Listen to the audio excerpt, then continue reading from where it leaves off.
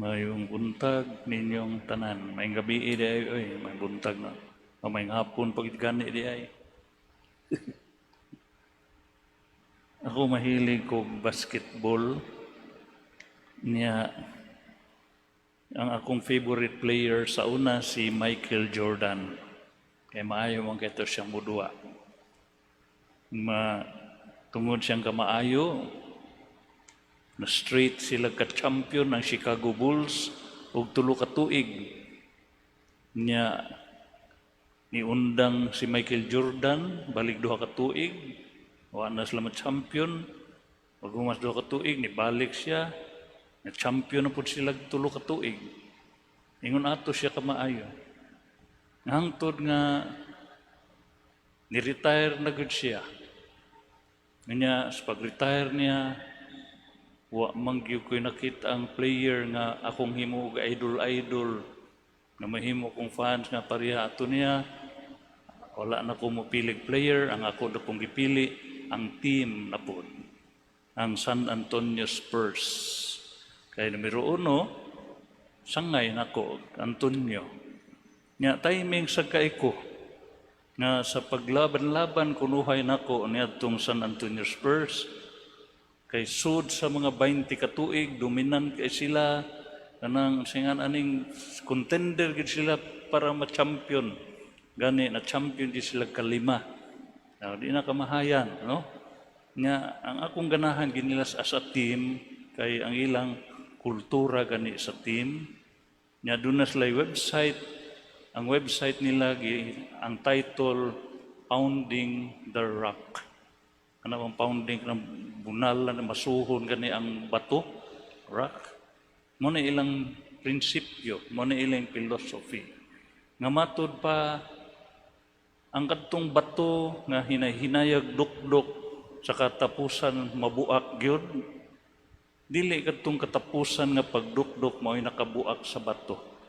Kundi kadtong mga ginatusan ba kakadbukbok nga pigana muralagway na hitabo sige lang yun pounding darak hangtod nga mabuak ang bato ug maunay mensahe sa atong ebanghelyo karon nga nagdasig ang Ginoo kanila nga pagampo ug dili gyud mawad-an sa paglaom padayon lang gyud dili mawad ang paglaom kay usahay kini atong kinabuhi usahay nindot usahay bati usahay muratag na si babaw lami kay ngisi usahay sad mo natas ilawom kusmod kitag naom pero muna kay nituo man ta Ginoo dili kita mawad-an og paglaom kay matud pa sa akong lula ingon akong lula kanang tao na kanunay magmasulubon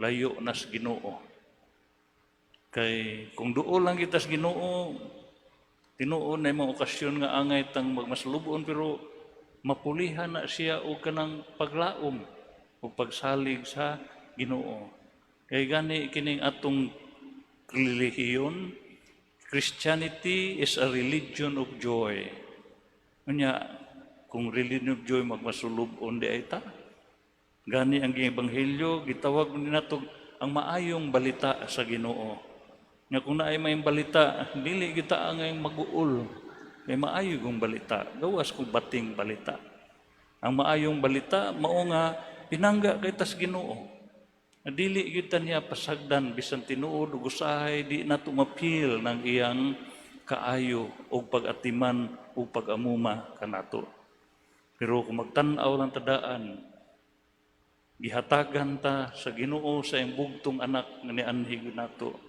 na ang mahal nga Birhen Maria na ang mga santos nga atong masangpit na ang mga anghel magbalantay na pagining mga sakramento siya ro wa na gid magkuwang ang Ginoo nato mao nga wa gid tay angay nga ikaguol wa gid tay angay nga ikahadlok wa gid tay angay nga mawad ang tagpaglaom kay nasayod ta ug nituo ta nga ang Ginoo kanunay uban kanato karon ang San Antonio Spurs nas kinaiwitan nag-rebuild sila.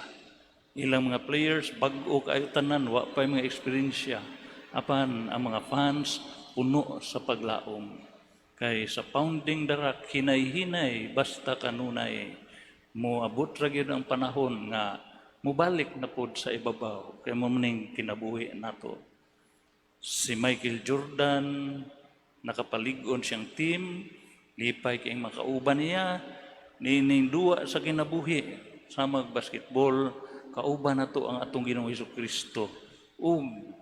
Makasiguro kita nga magmadaugon kita.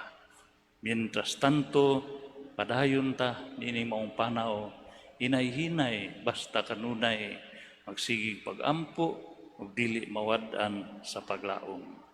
Hinaot paunta.